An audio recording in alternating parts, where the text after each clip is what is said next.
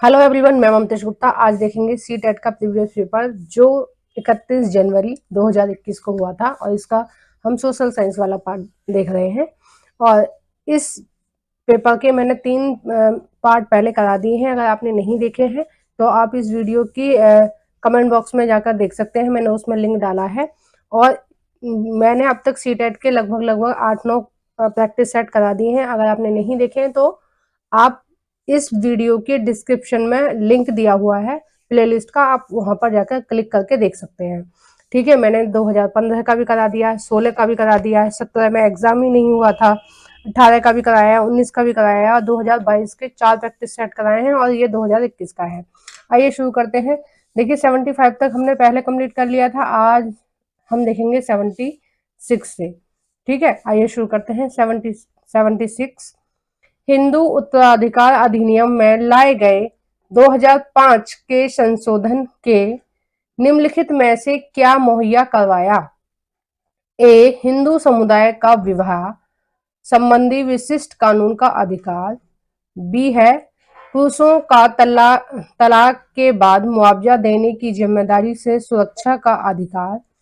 सी है अल्पसंख्यक समुदायों का धार्मिक विद्यालय खोलने का अधिकार। और डी है महिला का पारिवारिक संपत्ति में बराबर का हिस्सेदारी।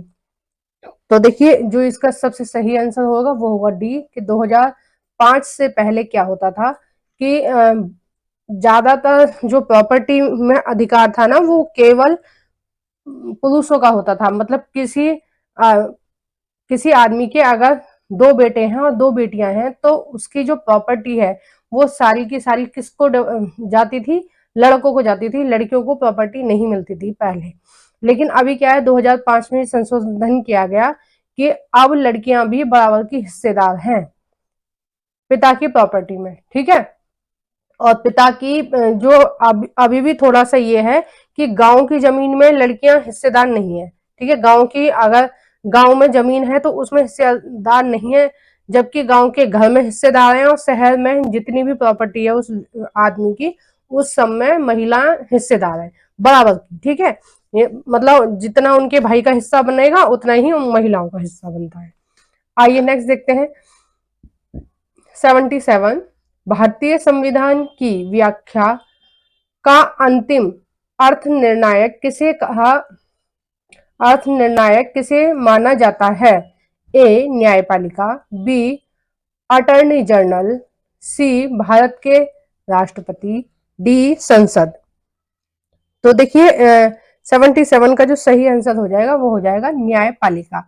अब देखिए जो अंतिम अर्थ निर्णायक होती है या विवेचक बोल सकते हैं उसको, यानी कि जो संविधान का जो संरक्षण कर रहा है या उसकी व्याख्या कर रहा है, तो सबसे अंतिम में कौन होता है? न्यायपालिका। और कौन होता है? Supreme court.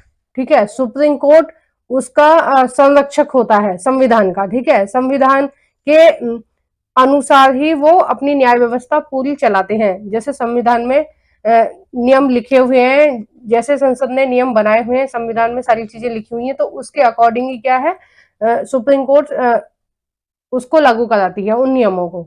ठीक है ना। आइए नेक्स्ट देखते हैं।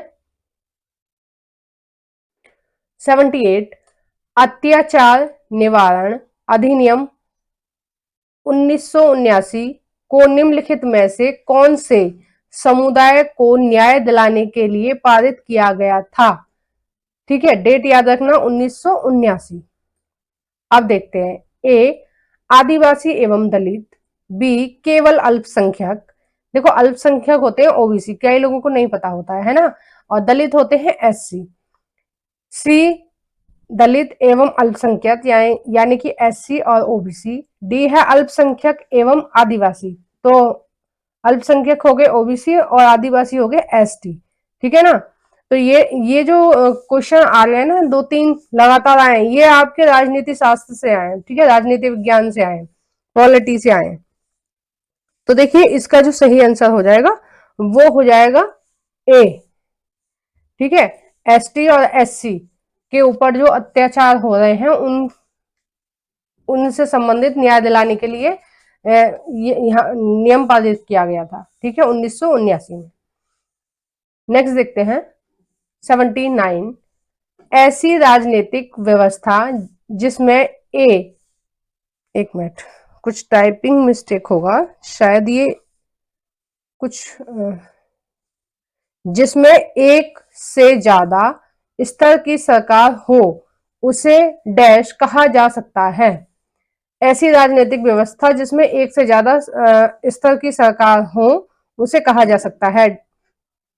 ए गणतंत्र आत्मक, देखो गणतंत्र आत्मक का मतलब होता है कि जो स्वतंत्र है, कोई देश स्वतंत्र है, वो अपने फैसले खुद ले सकता है, और वहां पर जो चुनाव, मतलब वहां पर जो राजा चुनने की प्रक्रिया है वो क्या है, जनता के हाथ में है ना, गण के हाथ में है। गण माने जनता ही होती है ना, तो गण के हाथ में है वहां पर राजा चुनने की प्रक्रिया या प्रधानमंत्री चुनने की प्रक्रिया, ठीक है, उसको बोलते हैं गणतंत्र। तो गणतंत्र आत्मक, बी है संघवाद, सी है धर्मनिरपेक्ष यानी कि सभी धर्मों का सम्मान करना, ठीक है, और डी है उदारवादी। तो इसका जो सही आंसर हो जाएगा वो हो जाएगा बी। देखिए इन्होंने बोला है कि एक से ज्यादा स्तर की सरकार हो, और अब हमारा जो भारत देश है उसमें भी ये संघवाद चलता है, ठीक है। एक जो स्तर है वो तो केंद्र है, ठीक है, केंद्र सरकार देखती है, केंद्र लेवल की जितनी भी चीजें होती हैं वो केंद्र सरकार देखती है, और एक चलता है राज्यवाद, मतलब राज्य की जितनी चीजें हैं वो राज्य सरकार देखेगी। तो जो आपको पता ही होगा कि संविधान में सबके काम बटे हुए हैं, यानी कि केंद्र का काम अलग बटा हुआ है, राज्य का काम अलग बटा हुआ है, और जो क्षेत्रीय सरकारें होती हैं, मतलब गांव लेवल पे जो ये जो पंचायत चुनाव होते हैं उनका काम अलग बटा हुआ है, मतलब सबके काम बटे हुए हैं, तो सब अपने अपने लेवल पर अपना काम करते हैं, ठीक है, कोई किसी के काम में हस्तक्षेप नहीं कर सकता। तो ये सारी चीजें भी हमारी संविधान में लिखी हुई हैं। तो जहां पर एक से ज्यादा स्तर की सरकार होती है, जैसे मैंने आपको बताया हमारे भारत में संघवाद चलता है, तो एक सेंट्रल गवर्नमेंट में एक सरकार चल रही है और एक राज्य सरकार, ठीक है ना, तो इन सबके काम बटे हुए हैं। मैंने आपको कई बार बताया भी है इस बारे में कि एक राज्य सूची है, एक संपत्ति सूची और एक संघ सूची है, ठीक है, 3-4 प्रकार की सूचियां, उनमें क्या है, कार्य बटे हुए हैं, सरकार, राज्य सरकार के और केंद्र सरकार के। नेक्स्ट देखते हैं क्वेश्चन नंबर 80, निम्नलिखित में से कौन सी नीति सामाजिक न्याय को प्रोत्साहित करती है। सामाजिक न्याय को प्रोत्साहित करती है यानी कि समाज में किसी भी तरह का भेदभाव नहीं करती है, सबको समान समझती है। ए सरकारी नौकरियों में सूचीगत दलित जाति के उम्मीदवार को आरक्षण देना, बी न्यूनतम मेहनताना कानून पारित करना। तो देखिए इसका जो सही आंसर हो जाएगा वो हो जाएगा दोनों, कि ये दोनों हैं जो समाज में न्याय को प्रोत्साहन देते हैं, क्योंकि जो दलित जाति है, ठीक है, जो दलित जाति के लोग हैं वो क्या है, थोड़े बहुत पिछड़े हुए हैं, क्योंकि उनकी शिक्षा वगैरह ठीक से हो नहीं पाई थी, पहले आजादी से पहले उनकी शिक्षा व्यवस्था ठीक नहीं थी, तो इसलिए वो पिछड़े हुए हैं, तो इसलिए उनको आरक्षण देके बराबर में करना है। और बी है न्यूनतम मेहनताना कानून पारित करना, यानी कि आपको कम से कम इतना मजदूरी देनी पड़ेगी, अगर आप किसी व्यक्ति को अपने यहाँ काम पर बुलाओगे तो आपको न्यूनतम यानी कम से कम इतनी मजदूरी देनी पड़ेगी, ठीक है, तो ये दोनों ही है। क्वेश्चन नंबर 80, निम्नलिखित में से कौन सी नीति सामाजिक न्याय को प्रोत्साहित करती है। देखो क्वेश्चन रिपीट हो गया है ये वाला,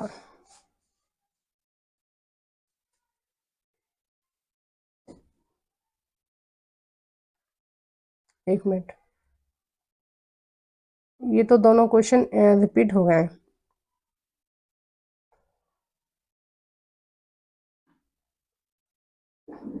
चलो 81 को छोड़ देते हैं, 82 को करते हैं।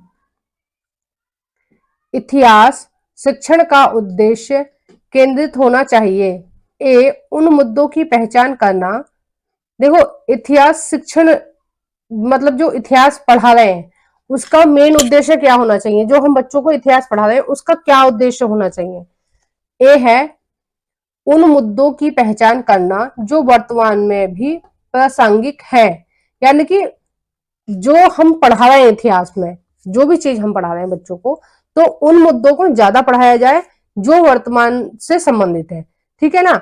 उन मुद्दों को ज्यादा पढ़ाया जाना चाहिए जो वर्तमान से संबंधित है। अब देखिए जैसे जो प्राचीन भारत का इतिहास आपने पढ़ा तो उसमें राज्य व्यवस्था थी, ठीक है, इस तरह से। अब जैसे चोलों का मैंने पढ़ाया कि चोल साम्राज्य जब मैंने आपको पढ़ाया था तो मैंने आपको बताया था कि चोल साम्राज्य में जैसे अब ग्राम पंचायत होती है उसी उसी तरह से चोल साम्राज्य में भी होती थी। मतलब चोलों का जो शासन चल रहा था वो लगभग लगभग इस तरह से ही चलता था जैसे आज हम भारत में अपनी ग्राम पंचायत चलाते हैं और ग्राम पंचायत को के हमने अधिकार निर्धारित कर रखे हैं, तो उस तरह से चलता था। तो बच्चों को जब हम आप पढ़ाएंगे तो आपको उन मुद्दों की पहचान करानी है जो वर्तमान से संबंधित है, ठीक है। तो आप उसको क्या है रिलेट करके बताइए, उन मुद्दों को ज्यादा अच्छे से समझाओ, उनको पढ़ाओ जो पहले भी थे और वर्तमान में भी है। तो बच्चे एक तो रिलेट करके सीखेंगे और ऊपर से उनकी जो कल्पना शक्ति है, इतिहास जो पढ़ाई जाती है उसका एक कारण ये भी होता है कि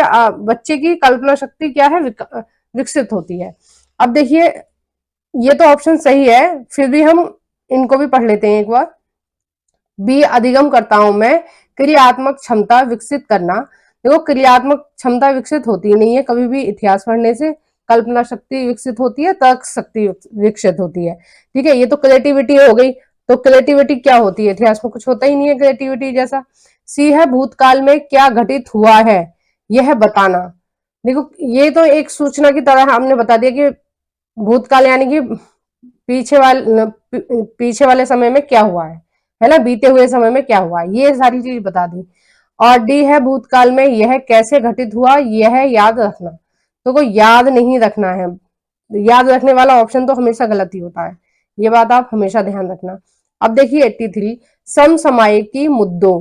देखो समसामयिकी मुद्दे होते हैं करंट अफेयर, ठीक है, क्या होते हैं करंट अफेयर्स होते हैं, समसामयिकी मुद्दे होते हैं करंट अफेयर। एक मिनट, ये मैंने गलती से पूरा कट ही गया, आपको दिखेगा ही नहीं फिर।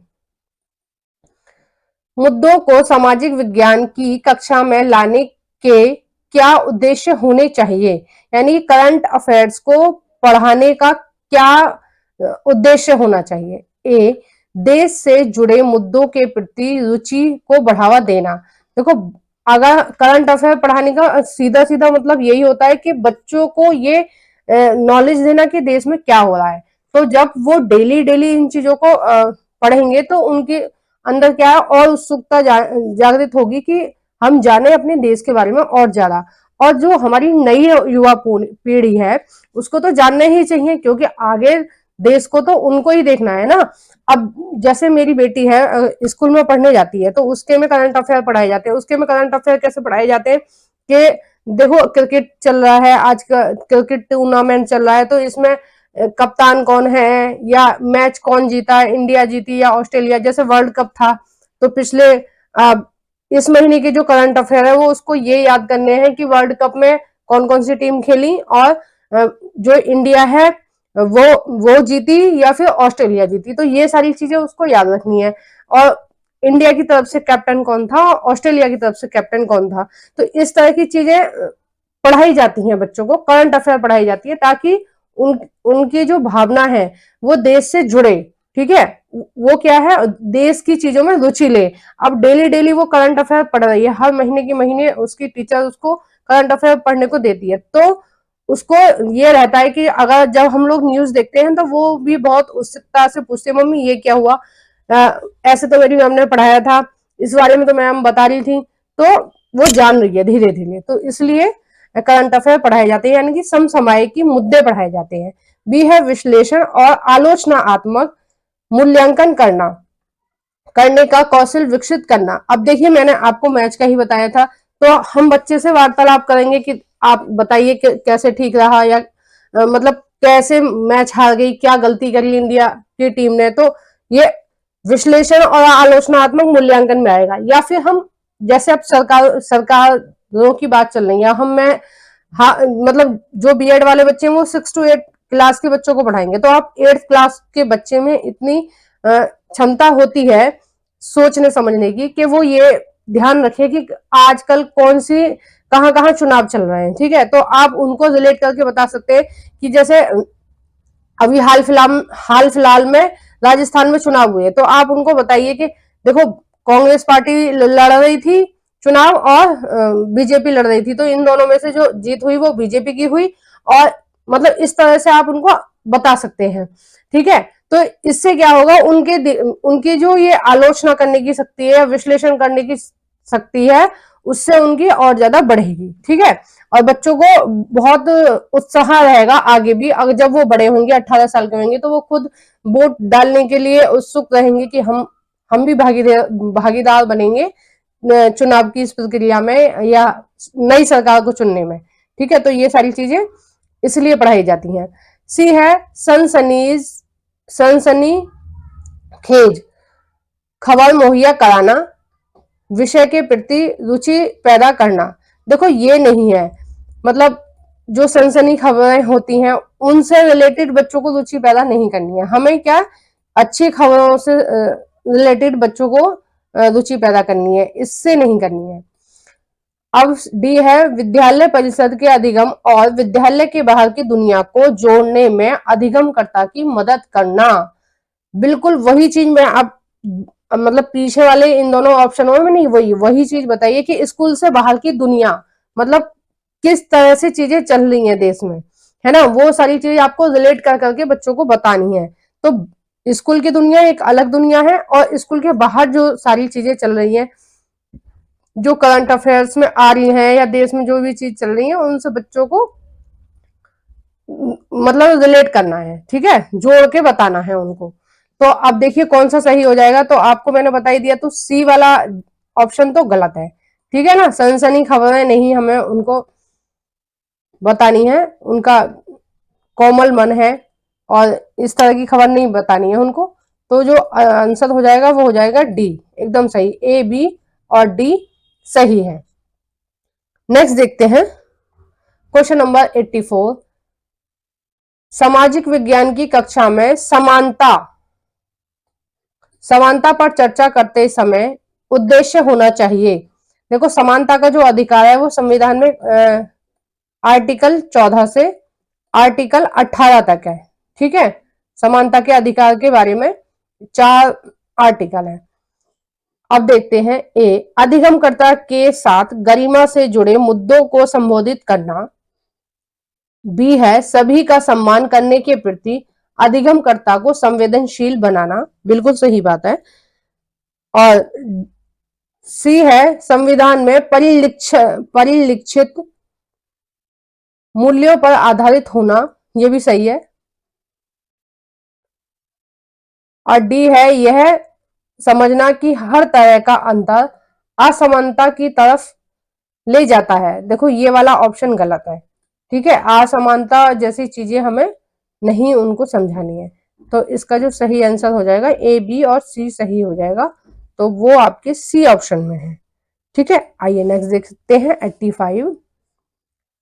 कक्षा और समाज में व्याप्त विविधता को संबोधित करने के लिए सामाजिक विज्ञान के शिक्षक को चाहिए कि क्या हमें पढ़ाना है, विविधता, ठीक है। ए,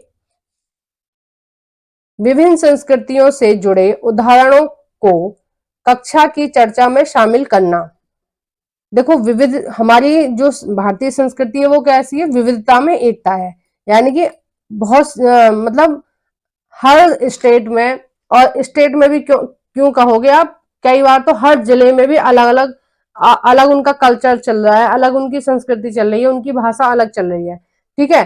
तो हम इन मुद्दों पर बच्चों से उदाहरण देंगे और चर्चा करेंगे, ठीक है। जैसे यूपी में एक अलग कल्चर है, उनके अलग गीत हैं, उनकी अलग डांस है, ठीक है, बिहार का अलग डांस है, अलग उनकी गीत है, और मतलब बहुत सारी चीजें अलग है, रीति रिवाज अलग है, शादी विवाह के रीति रिवाज अलग है, और पूजा पाठ के रीति रिवाज अलग है। जैसे बिहार में जो सबसे बड़ा त्योहार माना जाता है वो छठ माना जाता है, लेकिन अगर वहीं हम बात करें यूपी में तो वहां पर जो सबसे बड़ा त्योहार माना जाता है वो दिवाली माना जाता है, ठीक है, मध्य प्रदेश में कुछ और माना जाता है, महाराष्ट्र में कुछ और माना जाता है। जैसे महाराष्ट्र में जो गणेश चतुर्थी है उसको ज्यादा माना जाता है ना। और पश्चिम बंगाल में क्या है, दुर्गा पूजा को ज्यादा माना जाता है। तो सबकी एक अलग अलग संस्कृति है, मतलब अलग अलग सोच है। देखो ये ऑप्शन में यही दिया हुआ है, विभिन्न संस्कृतियों से जुड़े उदाहरणें को कक्षा में चर्चा में शामिल करना।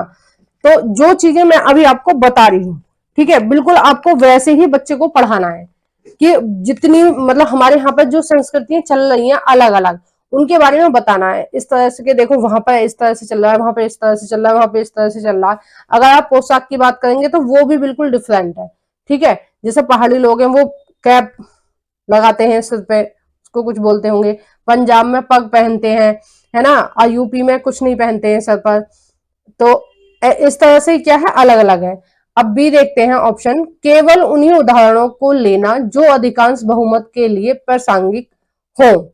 देखो ये नहीं चलेगा कि मतलब जो उदाहरण अधिकांश बहुमत के लिए प्रासंगिक हो, यानी कि जो उदाहरण ज्यादातर बच्चों के लिए अच्छे हो उन उदाहरणों को लेना केवल, तो ये तो गलत बात है ना। उदाहरण आपको कैसे लेने हैं कि सबके हिसाब से हो, ठीक है, सभी बच्चों के हिसाब से हो। आपको पता होगा कि आपकी कक्षा में कहाँ मतलब कौन कौन से स्टेट से बच्चे हैं या कौन कौन से क्षेत्रीय बच्चे हैं, तो उस तरह से उदाहरण लेने कि सब बच्चे, जब सब बच्चों की पृष्ठभूमि की बात करी जाएगी, उनके गांव की, उनके शहर की बात करी जाएगी, तो सारे बच्चे उसमें आनंद लेंगे, ठीक है। तो केवल बी तो नहीं होगा कि हम कुछ जो ज्यादा जिस हिसाब से ज्यादा बच्चे हैं वहां के हम उदाहरण ले लें, तो ये चीज नहीं है, आपको बतानी है। सी है, अपने व्यक्तिगत अनुभवों को कक्षा में साझा करने के लिए विद्यार्थियों को प्रेरित करना, यानी कि विद्यार्थियों से भी पूछना कि भाई आप बताइए कि आपके यहाँ किस तरह से डांस होता है या किस तरह से पहनावा है, ठीक है, आपके यहाँ किस तरह से पहनते हैं कपड़े।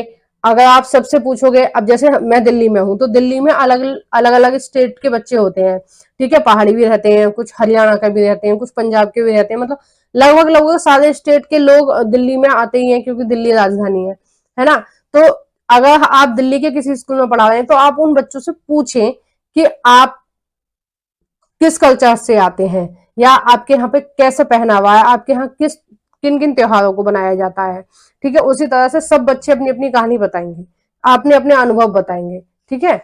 तो इसका जो ऑप्शन हो जाएगा सही वो हो जाएगा ए और सी। नेक्स्ट देखते हैं क्वेश्चन नंबर 86, सामाजिक विज्ञान में आकलन को बल देना चाहिए।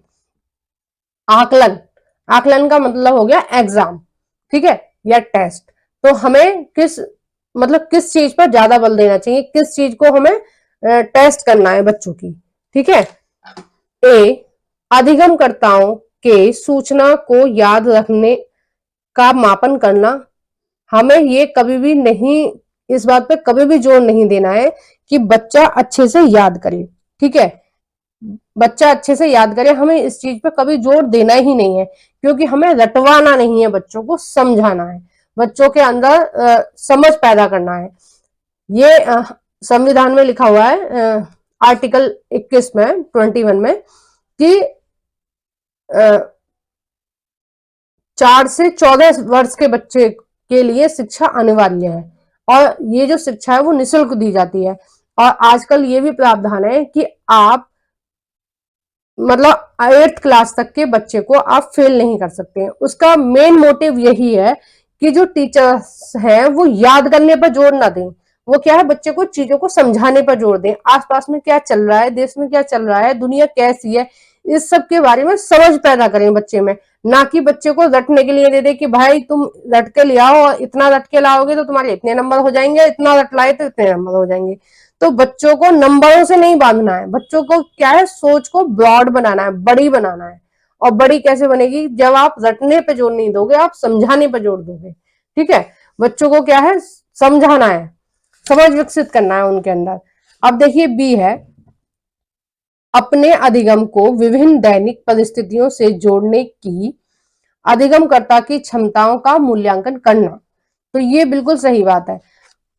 देखो ऑप्शन में अगर आपको ये दिया हो कि दैनिक जीवन से परिस्थितियों को जोड़ना, या आपको ये दिया हो कि स्कूल के बाहर की दुनिया से जोड़ना अधिगम को, तो इस तरह के जो ऑप्शन होते हैं वो हमेशा सही होते हैं, क्योंकि बच्चे को हमें कैसे सिखाना है, व्यवहारिक ज्ञान से सिखाना है, जो चीजें उससे संबंधित हैं बच्चे से, ठीक है, जो उसके आसपास वो देख रहा है, अपने आसपास जो जिन चीजों को देख रहा है उनसे वो ज्यादा अच्छे से सीखेगा।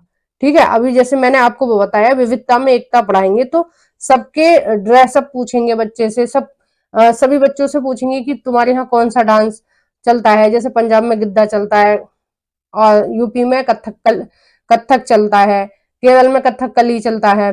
तो इस तरह से हम पूछेंगे तो बच्चों को ज्यादा इंटरेस्ट आएगा और अच्छे से उनको समझ में भी आ जाएगा।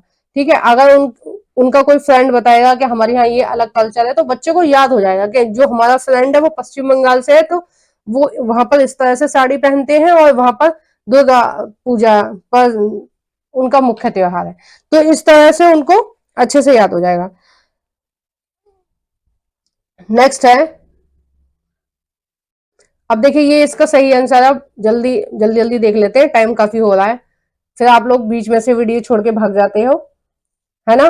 पेशेंस थोड़ा सा रखिए, देखिए टाइम लगेगा, ऐसे फ्री में तो सीटेट क्लियर नहीं होगा, 4-5 घंटे तो कम से कम आपको पढ़ने चाहिए, और कम से कम 3 घंटे तो आपको सोशल साइंस के ऊपर ही देने चाहिए, 60 नंबर की सोशल साइंस है ना, तो कम से कम 3 घंटे तो आप दीजिए। अब देखिए क्वेश्चन नंबर 87, द्वितीय स्रोतों का उदाहरण है। ए, भारत का संविधान। भारत का संविधान प्राथमिक स्रोत है, ठीक है। आप जो भारत की रूल बुक है, यानी कि भारत के बारे में कोई भी आपको रूल्स पता करने हैं, तो आप सबसे पहले कौन सी बुक देखेंगे, सबसे पहले आप देखेंगे भारत का संविधान। तो भारत का संविधान कैसा है, प्राथमिक स्रोत है किसी भी रूल को जानने के लिए। बी है अवनिंद्रनाथ टैगोर की पेंटिंग। सी है सी ए वैली द्वारा लिखित an illustrated history of modern India. और डी है जेम्स मिल द्वारा लिखित a history of British India. तो इसका जो सही आंसर हो जाएगा वो हो जाएगा सी। और देखिए ये जो क्वेश्चन आया है ना, ये 8th क्लास हिस्ट्री एनसीईआरटी से आया है, ठीक है, और ये पहला या दूसरे चैप्टर से ही आया है ना, शायद पहले ही चैप्टर से आया है। तो इसका जो सही आंसर हो जाएगा वो हो जाएगा सी। नेक्स्ट देखते हैं,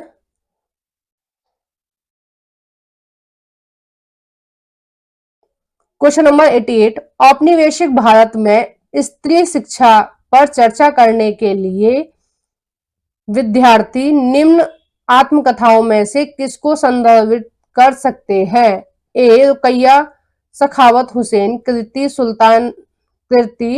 सुल्ताना का सपना। ठीक है, तो ये जो सुल्ताना का सपना है ये इनकी आत्मकथा नहीं है। बी है संतार कृत मणि मेखलाई। सी है ताराबाई शिर्दे कृत स्त्री पुरुष तुलना। तो ये जो तीनों आपने पढ़े हैं ऊपर, ये सब क्या है, एक तरह से बुक लिखी है उन्होंने, ठीक है, किसी घटना पर उन्होंने अपनी अपनी बुक लिखी है। लेकिन जो ऑप्शन डी है वो क्या है, राम सुंदरी देवी कृत अमर जीवन, ये बंगाल की थी, ठीक है, बंगाल की थी, और इन्होंने चोरी छुपे दिए की टिमटिमाती लो में पढ़ना सीखा था, ठीक है, और बहुत संघर्ष करा था इन्होंने पढ़ाई के लिए अपने जीवन में, और इन्होंने अपनी जीवनी लिखी थी, उस जीवनी का नाम था जीवनी या आत्मकथा। ठीक है, उन्होंने क्या लिखी थी, अपनी आत्मकथा लिखी थी, और आत्मकथा का क्या नाम था, अमर जीवन। देखो कई जगह अमारो भी लिखा है, ठीक है, ये जो माँ है इस पे ओ की महत्ता भी लिखी है, और मतलब इससे मतलब ये जो शब्द है ये बंगाली भाषा का है, तो इसमें थोड़ा थोड़ा कई बार चेंज देखने को मिलता है। ठीक है, अगर नेट पे देखेंगे तो आपको अमार मिलेगा, कुछ और मिलेगा, ठीक है। तो अमार और जीवोम भी मैंने देखा है, कई जगह लिखा हुआ जीवोम भी लिखा हुआ देखा है, लेकिन जो एनसीईआरटी में लिखा है वो अमर जीवन जीवन लिखा है। ठीक है, नेक्स्ट देखते हैं 89, भूगोल शिक्षण को किन मुद्दों से जुड़े संदर्भ में परिप्रेक्ष्य का विकास करना चाहिए। देखो भूगोल की बात हो रही है, ठीक है। अब ध्यान रखना जो भी चैप्टर्स आएंगे नीचे ऑप्शन में तो वो भूगोल से रिलेटेड होने चाहिए। ए, संसाधन और संरक्षण, बी, विकास और प्रतिस्थापन विकास और विस्थापन, सी, विविधता में एकता से जुड़ी चुनौतियां। देखो विविधता में एकता से जुड़ी चुनौतियां, ये ना तो हिस्ट्री का है और ना ये ज्योग्राफी का है, ये किसका है, पॉलिटी का है, ठीक है। तो ये जो है ये वाला ऑप्शन नहीं आएगा भूगोल के शिक्षण में। और डी है मानव विकास। देखो मानव विकास 8th क्लास का है, ये भी 8th क्लास का है और ये भी, ये तीनों जो चैप्टर्स के नाम दिए हैं ये तीनों किसके हैं, 8th क्लास के हैं। और जबकि ये जो सी ऑप्शन दिया हुआ है ये आपकी पॉलिटी की बुक का है। तो आइए ऑप्शन देख लेते हैं, ऑप्शन कौन सा सही होगा। तो ऑप्शन हो जाएगा बी, ए, बी और डी एकदम सही है। और इस वीडियो का लास्ट क्वेश्चन, थोड़ी सी वीडियो लंबी हो गई उसके लिए मैं माफी चाहती हूँ। क्वेश्चन नंबर 90, एक प्रक्रिया सामाजिक विज्ञान की कक्षा अधिगमकर्ताओं को प्रेरित करती है। ए, व्याख्यान को सुनना और समझने साझा किए गए पर निर्भर रहना, ठीक है। व्याख्या को सुनना ये गलत है, व्याख्या को सुनना नहीं होता है, ठीक है। हमें व्याख्यान नहीं करना है बच्चों के आगे। मतलब व्याख्यान का मतलब ये होता है कि टीचर गया क्लास में, उसने एंट्री करी और उस टॉपिक से रिलेटेड उसके मन में जो भी चीजें आई उसने बोल दी और वापस अपने स्टाफ रूम में आ गया, ये हो गया व्याख्यान। और बच्चे मूक बनकर उसको सुन रहे हैं, ठीक है, बिना कोई क्वेश्चन करे, बिना कुछ बोले। और चर्चा जो होती है उसमें बच्चे भी शामिल होते हैं। टीचर कोई बात कह रहा है और उस पर बच्चों का भी ओपिनियन ले रहा है, तो बच्चों से भी पूछ रहा है कि क्या आप इस चीज के बारे में आप क्या समझ रहे हो, आप क्या जान रहे हो, ठीक है। तो ये होती है चर्चा करना या विश्लेषण करना, इस तरह से होता है कि बच्चे भी उसमें शामिल होते हैं। तो ये वाला ऑप्शन तो बिल्कुल गलत हो जाएगा। बी है, चुनौतीपूर्ण प्रोजेक्ट में भागीदार बनाना।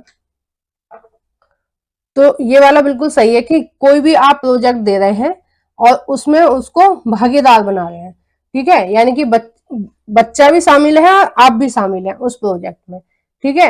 आपने बच्चे को चैलेंज कराया कि भाई इस तरह से आपको करना है, तो उससे ज्यादा बच्चा प्रेरित रहेगा। और सी है, चर्चा को न्यूनतम रखना। देखो चर्चा न्यूनतम रखना मतलब बच्चे को मौका कम से कम देना। चर्चा न्यूनतम रखने का मतलब तो यही हो गया ना कि बच्चे को पूछने का मौका कम से कम देना या बच्चे को बोलने का मौका ही ना देना। ये कोशिश करना कि बच्चा कम से कम बोले क्लास में, ये नहीं करना है आपको।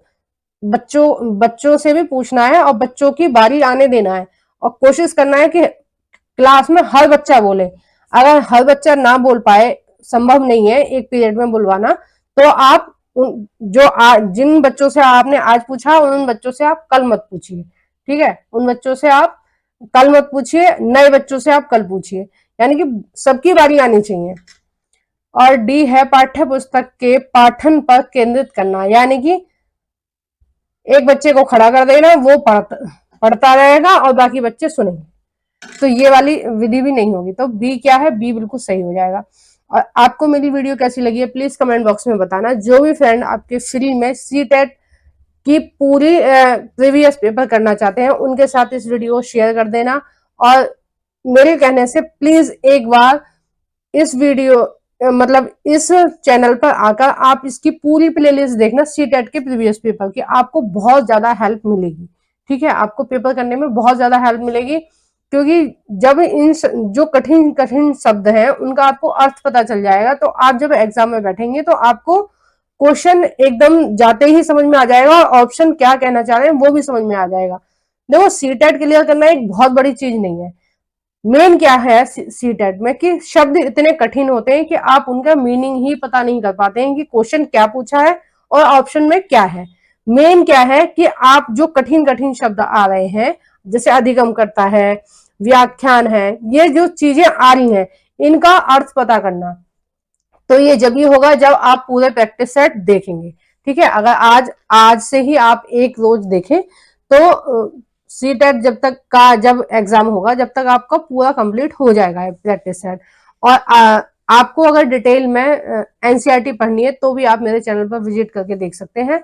मैं अपने चैनल पर 6 से 8 तक की ज्योग्राफी पूरी अपलोड कर चुकी हूँ वीडियोस, और पहले उनके कुछ थ्योरी पढ़ाई है, फिर उनके मैंने क्वेश्चन आंसर कराए हैं, और इस तरह से ही मैं हिस्ट्री भी करा रही हूँ। अभी मेरी 7th क्लास की हिस्ट्री चल रही है। ठीक है, चाहे तो आप देख सकते हैं, और इस वीडियो के डिस्क्रिप्शन में मैंने सभी प्लेलिस्ट का लिंक दिया हुआ है। Thank you for watching everyone.